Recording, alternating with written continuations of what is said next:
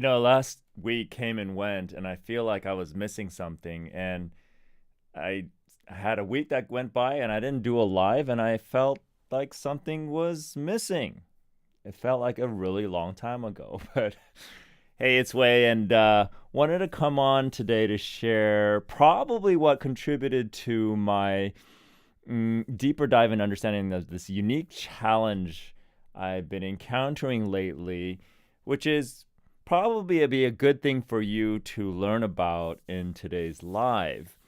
In today's live is talk about how to take a vacation every month as an entrepreneur. And I'm going to share a little bit something about that, or a lot of something about that, because it's literally what's happening with my world with our clients. One of the things that we do for our clients is to help them scale up and out, of their business without sacrificing revenue and growth. And what ends up happening is there's some consistent thing that has been happening over the past couple of decades, which is like a lot of our entrepreneur leaders who grow their business, they have teams that they work on.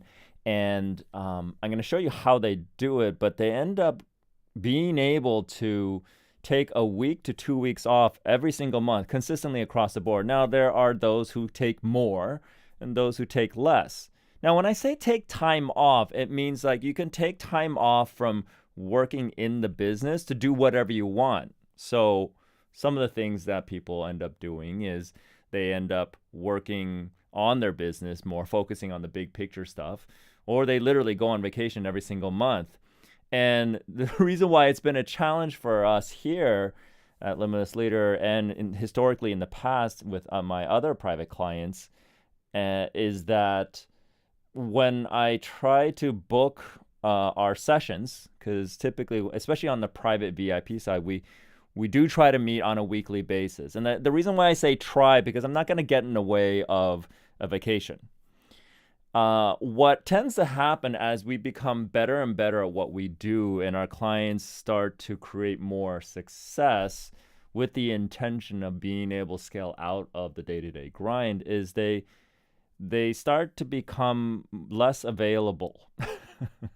In other words, when I try to reach out, just recently, I've been trying to book sessions with certain clients, and this has been since the beginning of the year. And not to say who it is, there's been a couple clients that I literally I've only seen maybe twice since the beginning of the year. Why? Because they're constantly on vacation. So when I'm able to get a response for them and realizing that, okay, well, we're not going to meet anytime soon because you're on vacation, I have to ask, well, how's business? Business is great, growing like we intended to grow. I will let you know when I'm back. But the problem is they come back and then, they have a lot of things to catch up on and think about and do. And by the time I hear from them again, they're off on another vacation. I guess it's a good problem. It's good for them. It's good for you because I'm going to show you how we've done it for them. As for our business, it's like we eventually don't have them as clients anymore. We have them as lifelong friends, of course, but they probably don't need us anymore, which is fine because then we can help somebody else, such as you or anybody else that wants to scale up and out of their business. So what I want to do today is, now that I'm seeing this trend happening once again, realizing that as I was out and about networking and talking to people, I have yet to meet an entrepreneur that doesn't want to be able to take a week to 2 weeks off every single month, right? And even if you're obsessed and you love your business, well, think of what you can do with the freedom to be able to work on other aspects of your business that you can't work on if you're in the trenches doing the day-to-day, okay? So what we're going to do is I'm going to show you a very top-level overview of how we've done it, or how we've helped people do it in a variety of different scenarios, from solopreneur to entrepreneur with teams. We primarily are able to do it quicker with those with teams, but in this day and age, a solopreneur with a solid tech stack can do essentially the same thing if they've got really good systems down. But Anyway, let's dive into my favorite place to go doing these lives, which is my virtual iPad whiteboard. Okay, cool. So here we are. Okay, I'm going to give a couple scenarios. We have one that's a solopreneur. So we're going to just represent that with a person that has no torso. Long neck, nor torso. But that's the solopreneur. Okay, and then we have the entrepreneur that has, a small little skeleton crew, literally, of people. Okay, let's say 4, just for the sake of example. And then we have our ideal teams we like to work with, plus a team of 10 or more. Okay. No matter what it is, they all have to they've all followed a very similar pathway, first of understanding or creating a specific structure. So the key thing here, aside from understanding your unique style of leadership, and also the unique structure of your business or the unique value proposition of your business, but there is a fundamental structure that every business needs to follow if you are really intending to work yourself out of the business without sacrificing revenue and growth. Because I don't know any entrepreneur that has said, okay, I'm going to start a business so I can make a job for myself for the rest of my life so I can never retire. Okay, I don't think anybody wants that.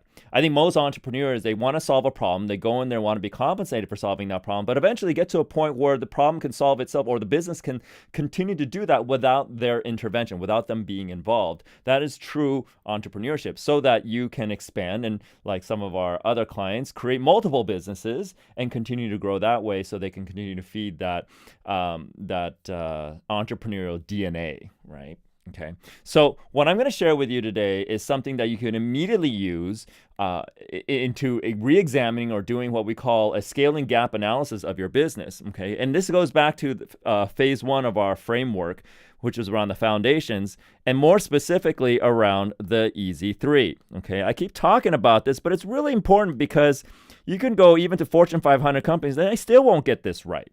Okay. So every business, I don't care if you are a solopreneur to a team of 10 or more or 50 or 100, your business can be broken down to fundamental 3 pillars of operations, right? So not operations, but 3 pillars of the structure. First is acquisitions, okay?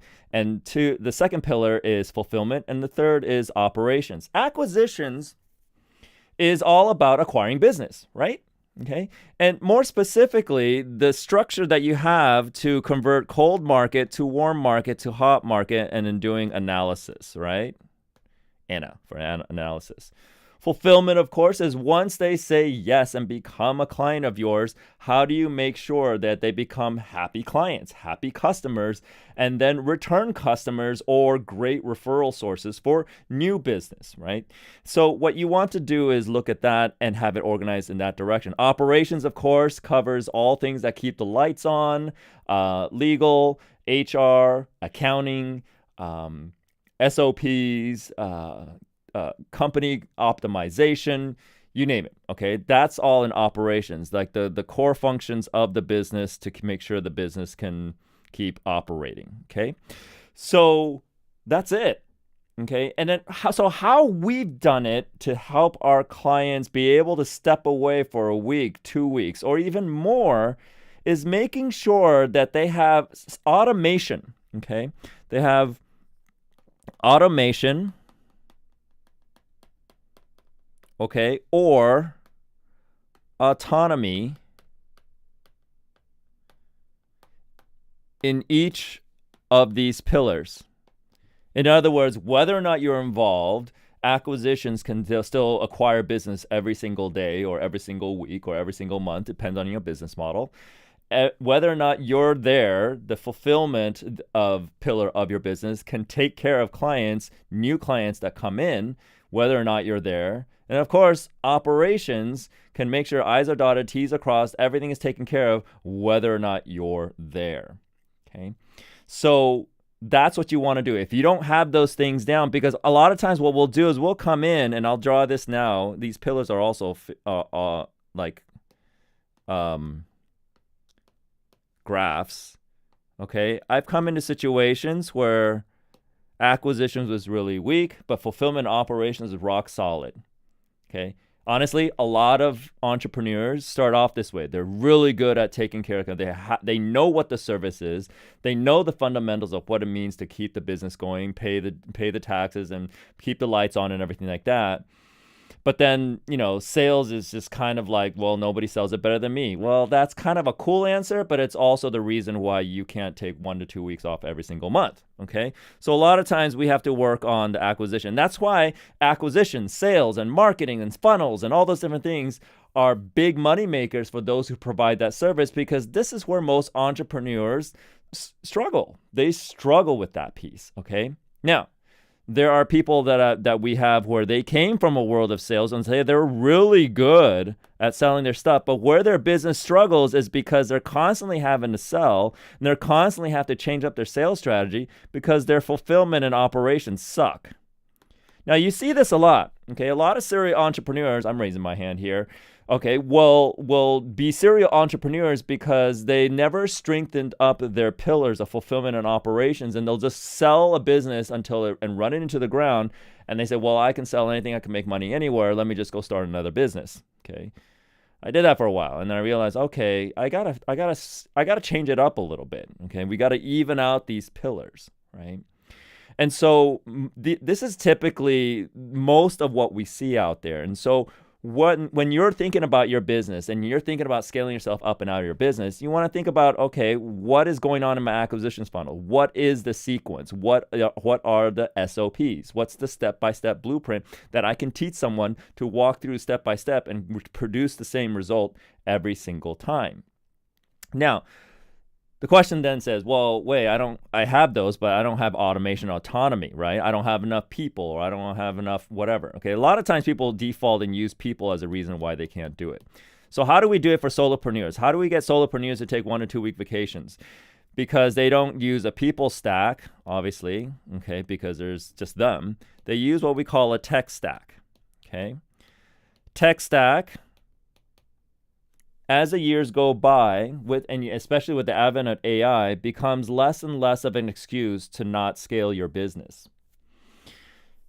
15 years ago, 20 years ago, heck, 30 years ago, when we were still using like beepers and tape voicemail or digital voicemail, and nobody had a cell phone, okay? The tech stack arena was very hard to come by. In fact, if you wanted to use tech stack as an autonomy automation solution, it was significantly more expensive than just hiring a bunch of people to do the work. Now, it's actually been flipped. Okay, the people stack solution, while extremely valuable and ultimately where you want to get to if you are looking to grow a large business that is internationally viable. That being said, there are solopreneurs that can do this as well, but there are certain limitations that happen. I would say most solopreneurs, if you want to run an entire business unless you create a patented IP, but then again, at the same time, you're still going to, anyway, what tends to happen, the majority of solopreneurs will kind of peak out at $1 million to $2 million a year, maybe 5 and those are kind of the outliers. But when you want to start getting to like upper 7 figures, 8 figures, 9 figures and beyond, solopreneurship has its limitations. However, not everybody needs to be an 8-figure or 9-figure entrepreneur. Okay, so if a 1 to 2 million a year as a solopreneur, depending on your business model, totally viable. What you would then rely on is your tech stack. Tech stack is the biggest solution. Okay, and so what you want to do is, let's say you want tech stack as a solution to get yourself to take 1 to 2 weeks off every single month. You need to have a tech stack automation solution for every pillar. Okay. And what I mean by 1 to 2 weeks off, that doesn't mean like, oh, I only work a couple hours a day. No. That's not the rules we play here. in our world, when you're taking 1 to 2 weeks off, that's literally, you are not touching a device to interact with any part of your business for a solid 1 to 2 weeks. That's what our clients get to do. Okay. They do it, they stay connected because they want to, not because they have to. So this veil of, I can take 1 to 2 weeks because I can take my work with me. No, that's called nomadic entrepreneurship. And you're really not taking 1 to 2 weeks off. What we're talking about here is literally stepping away for 1 to 2 weeks without even thinking about your business if you don't want to. Okay. And the way to do that as a solopreneur is to create a tech stack that addresses each of these and creates autonomy and automation in each of these pillars right here. Okay. So anyway, that's pretty much it. Most of the time when we start doing this in the first 60 to 90 days, especially with clients that come in that have a fundamental idea of what their acquisition looks like, what their fulfillment looks like, what their operations look like, all we needed to do is just optimize a little bit, optimize the human beings behind it, and then voila, and of course, we don't just say, hey, go take 2 weeks off. No, we start off, we build up to it, right? Like maybe like the first couple of weeks, you take an extra day or two off and you're not allowed to touch it. And so not allowed to touch it. What's it? Touch your business, right? That in and of itself, some of the work that we do around there is that it's going to trigger some deeper belief systems that have nothing to do with whether or not you can step away. See, a lot of times people don't step away, not because they can't, it's because they unconsciously have belief systems that won't let them step away, even though they can step away. And so some of the work that we do is to identify, okay, what's the difference? Is it because you can't step away or you won't step away, right? And so you want to think about that as well. If you've been in business for a while and you know logically that you can step away, but you won't step away, then what we would work on is on that deep psychological, unconscious psychological block that you may have around being able to step away for a handful of days, whenever you want, every single month, okay? So there's a lot of different factors that come into play, but they're fundamentally simple. They're basic. Acquisitions, fulfillment, and operations should all be autonomous, or there's automation in place, or there's autonomy to the people that are there. Ideally, you have leaders in each of those pillars that can manage those pillars for you for whatever length of time that you're gone. Okay. One of the beautiful things of this is that oftentimes, and almost every time when we work with our clients, when they step away, it freaks them out and they come back and they see their numbers have gotten better than if they had stayed in the business for the last couple weeks. Okay, this has happened too many times for it to be an accident. Okay, so if this is something that you want, I thought I'd come on and I share this because of some of the frustrations I've been having the past couple weeks, and that's probably why I didn't do a live last week around, why can't I nail some of these clients down just to have a conversation, just to have a session? Oh, because they're not in the country. Oh, because they're on vacation. Oh, they can't be bothered right now. I might as well just talk to their staff instead then, okay? But anyway, in which some cases I actually did. But hopefully you found that to be helpful. If you are looking to get a deeper understanding or want to kind of tap into some of the strategy, we have a ton of resources, a ton of free trainings and stuff like that. All you have to do is comment below, DM me, and no opt-in required. I'll send you a link, and then you can look at the worksheet or look at the video training and learn about how our clients are doing or how we've helped our clients do it, okay? On that, I don't know if I'll be able to come on for the next few days. We're getting some electrical things done to the house. Me. And I'll probably share a little bit about what that's all about in a different video. But other than that, if I don't come on again tomorrow, have a fantastic weekend, and I will most likely, for sure, come back on and connect with you all next week. Okay, talk to you soon.